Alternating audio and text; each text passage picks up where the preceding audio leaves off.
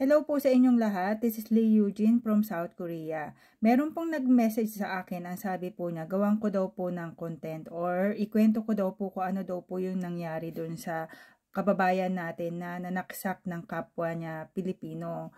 Actually, hindi ko po alam yung balita na yon. Nakita ko lang yun sa post ng ibang vlogger dito sa South Korea, pero saglit ko lang po siya nakita. So, wala po akong idea. Ang alam ko lang, merong sinaksak. May sinaksak dahil sa pambubuli. Yun lang po yung alam ko. Pero hindi ko alam yung buong kwento. Pagkatapos, nalaman ko na lang din kahapon kasi yung sister ko, kinuwento po sa akin, tinanong niya sa akin kung alam ko daw ba yung balita na yon. So actually, hindi ko po alam at hindi po ako aware sa balita na yon. So anyway, instead na i-content yung ganong kwento, mas gusto ko pang i-content yung TNT na nambabae dito sa South Korea. Kasi meron pong nag-message sa akin nun. May asawa daw po siyang TNT dito sa South Korea at meron daw po siyang kabit. May kabit yung kanyang asawang TNT dito sa South Korea. So, yun. Ano po yung maipapayo ko sa, magbigay na lang tayo ng payo doon. Halimbawa, kasi dito sa South Korea, hindi mo talaga maiiwasan yung ganyang katrabaho. May mga toxic na katrabaho dito talaga sa South Korea. Hindi po yan mawawala. Kung meron sa Pilipinas, meron din po sa South Korea. Minsan, mas malala nga dito sa South Korea eh. Marami pong ganyan na mga katrabaho. Masyadong toxic, tapos masyadong pabida, masyadong sipsip, tapos masyadong bully. Marami po niyan. So, marami akong nakakausap ng mga kababayan natin na sobrang nai-stress sila sa trabaho nila. Hindi dahil sa trabaho, kundi dahil sa katrabaho. So, marami pong ganyan.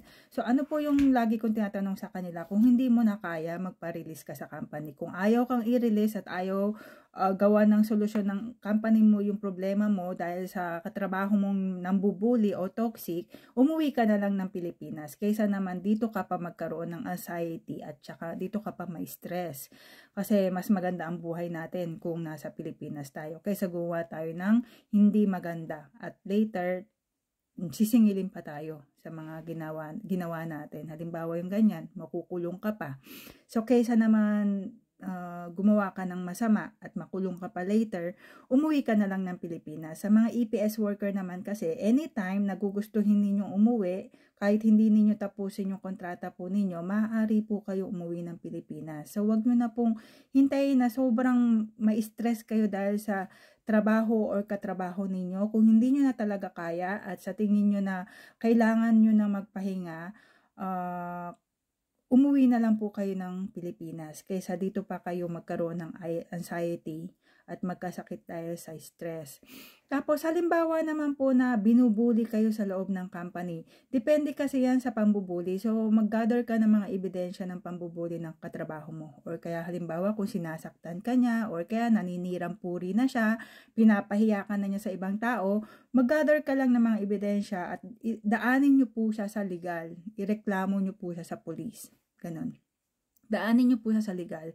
Kaysa yung gaganti kayo. Yung mga ganyan tao po, may mga batas po tayo na para bigyan ng leksyon yung mga ganyan tao. Pagkatapos, nandyan din po ang employer. Ipakita mo lang yung mga ebidensya na meron ka para maayos po yung problema ninyo sa company. Or kaya naman kung kinakailangan, para makaalis ka po dyan sa company. Kaysa naman na ganyan ang maging ending ng buhay ninyo. So again, sa mga kababayan kong EPS worker dito sa South Korea, lagi nyo pong tandaan na may mga ganyan tao dito sa South Korea. So kailangan malawak po yung isip po ninyo at huwag kayong magpapatalo sa anxiety at stress. Tapos, subukan nyo pong kumontak sa mga migrant center or kaya naman manghingi ng advice kung ano yung mga dapat ninyong gawin. Annyeong!